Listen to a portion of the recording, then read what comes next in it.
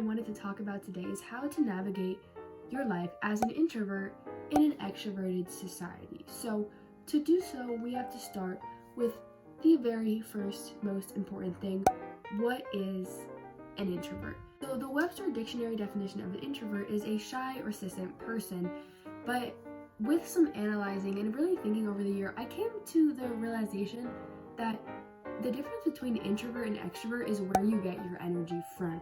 So if you're an extroverted person, you get your energy from being out with other people versus being alone. Whereas where you're an introvert, you get kind of tired when you're out with a group of people, and honestly, you need your own time to recharge before you do other things, which is why people make the assumption that introverts typically like to be alone, which is not completely wrong, but there is some false ideologies too that I want to talk about.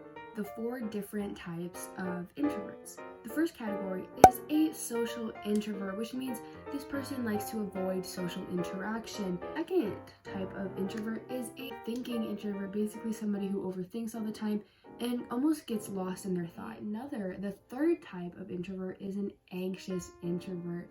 An anxious introvert is somebody who feels kind of just how it's said, anxious, and I think this is also relating back to social introvert. So you physically feel like you can't be there, you're so nervous, and you just get those feelings when you're in groups or when you're with people. And finally, last but not least, the 4th type of introvert is an inhibited introvert. So this is somebody who is pretty much content with how they are. They just enjoy being alone. They find peace and prosperity in being alone and being left with themselves, which honestly, I think this is more of a rare type of introvert, at least for people that I have met. I have one friend who is like this, but besides them, I haven't met anybody else who is a inhibited introvert. And if that is you, good for you. So there are many other categories. These are just 4 that psychologist has narrowed down to. So if you find yourself overlapsing, over mixing in with these categories, totally understandable. I personally think I'm like 3 out of the 4 of all what these things are. Now let's talk about some assumptions that typically get tagged along with people when they say you're introverted. So very commonly, people assume introvertedness as a personality type, which in a sense it can be, but if we're going back to really analyzing what an introvert is, it's where you get your energy from, whether it's going out with people and being around people, which would be extrovertedness, versus getting energy from being with yourself, which is introvertedness. It kind of makes it a little bit different. Common assumptions of people who are introverts are 1, they're very shy people, they're socially awkward, they're typically depressed, and some people are, but that doesn't go to show for every single introvert out there. So an assumption about extroverts versus introverts, and I think this is a misconception, is that extroverts are happiest and successful, whereas introverts are depressed and lonely. Now, in some situations, yes, this is the case, but not in every situation. Again, there are so many different types of introverts and extroverts out there that it is not exactly true to say that every introvert is depressed and lonely. So a study was done, and actually scientists found out that there is such a thing as a happy introvert. Because the world is an extroverted society, it makes introverts feel like, oh, this is weird, this is wrong, and that is just not the case. Or because you like to spend time alone, you're thinking, oh, this is weird, I'm never going to be successful, which again, that is most definitely not the case. I needed my time to recharge and regain my energy, but at the same time, I did not want to miss out on what my friends were doing because they didn't get tired, they could keep going. Because at the end of the day, you gotta look out for yourself, nobody else will. Sounds harsh, but it's kind of true. You are your best advocate, you are your best support system, so you gotta be taking care of yourself and doing what is best for you. And if that is staying home and not going out with my group of friends, because I know that I need to take my time and rest and just regain my energy and do things that I enjoy at home by myself, then that is what I'm gonna do. But when I was younger, that is something that I did not realize. I would compare myself to my extroverted friends and be like, what's wrong with me? Why am I not like that? Why can't I keep going? And they didn't exactly understand, which again, this took me a while to figure out that it is not wrong to not go out, and it's not wrong to say, no, I don't want to go out, because in the end, the friends that are really your friends aren't gonna care whether or not you stay home a few days versus go out to the movie with them.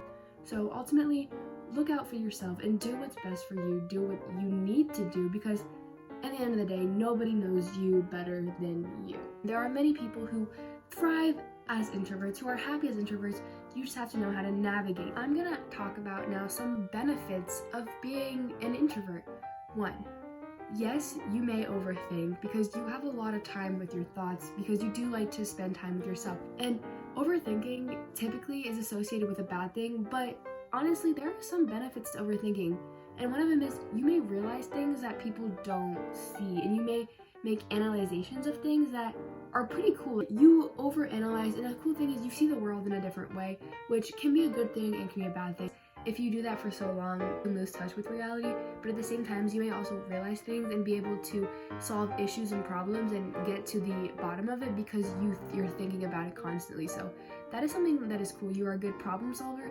Another thing is you're good at communicating your emotions because you think so often. You know yourself pretty well. Another benefit of being an introvert is you're able to pick up on other people's social cues very well, because also, again, the whole idea of overthinking, you can kind of catch on to other people's, and you're very socially aware of what's going on, which most of the times you're going to be aware of the situation that you're in. I think aware is a good term. You'll be aware. I want to talk about a term that I did not know existed until my junior year of high school, and that is a social introvert. So I went to the summer camp and I was feeling so anxious, and I just wasn't enjoying myself, honestly. And it was supposed to be fun. Like, the activities were fun and the whole camp was very fun, but I just was not enjoying myself. And I realized halfway through the week that I had no time for myself. There was no time to be alone. We were constantly going. And again, it should be fun, but I was really struggling with that. Halfway through the camp, I pulled aside my camp counselor, and we were talking, and I told her my situation, and she asked me, "Are you an introvert?"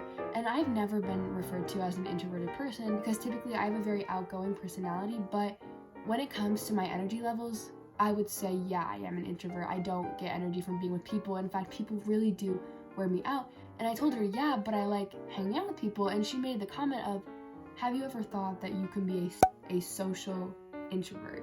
Typically, people who talk about others who are introverted don't really put in the term social introvert. They assume, oh, you're shy, oh, you're quiet. And I was most definitely not a shy and quiet person.